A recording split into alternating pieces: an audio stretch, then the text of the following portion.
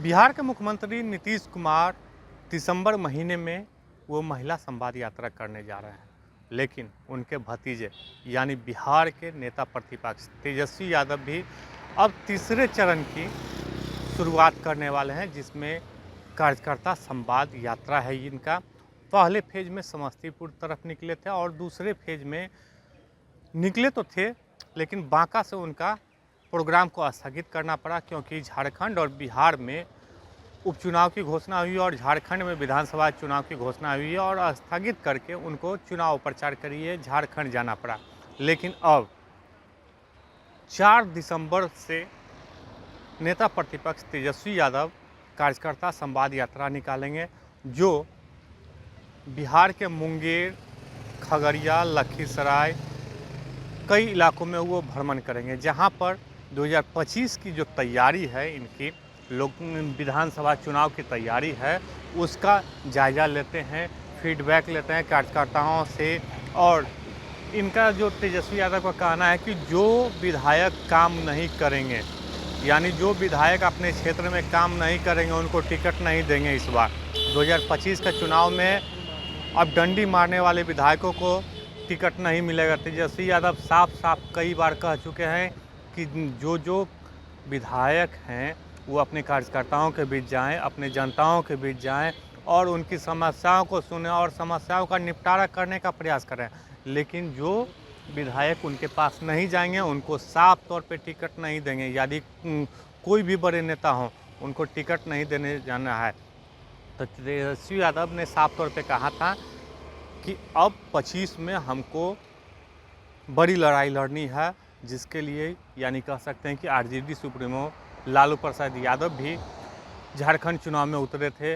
विधानसभा जो बिहार में उपचुनाव हुआ था उसमें भी उतरे थे, लेकिन बिहार में उपचुनाव में उनको शिकस्त खानी पड़ी। लेकिन झारखंड में उनकी सरकार तो बन गई, गठबंधन की सरकार बन गई, लेकिन अब 2025 की जो तैयारी है उसमें नेता प्रतिपक्ष तेजस्वी यादव को आरजेडी यानी इंडिया गठबंधन बिहार से मुख्यमंत्री का चेहरा देखना चाहता है, जिसकी तैयारी को लेके अब तो नेता प्रतिपक्ष अपने तरफ से तैयारी तो शुरू कर दी है, यानी अक्टूबर महीने से ही तैयारी शुरू की थी।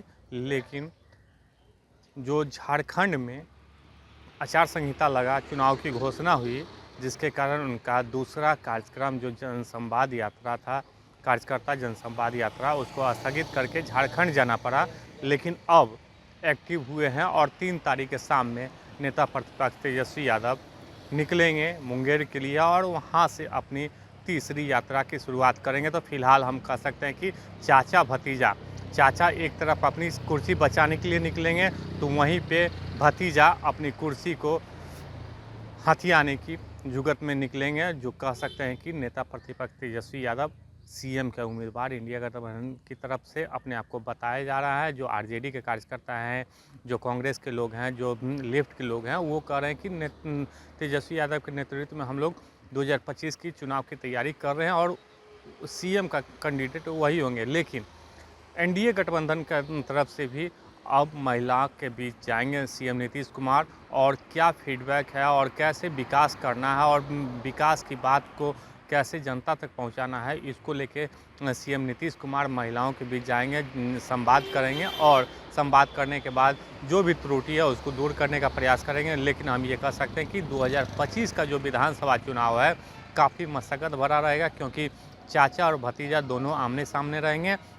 चाचा अपनी कुर्सी बचाने के लिए, तो भतीजा अपना जो चाचा का कुर्सी है उसको हथियाने के लिए दोनों एक जुगत में लगे हुए हैं। 2025 की तैयारी शुरू कर दी है। आलोक कुमार, 10 मिनट, पटना।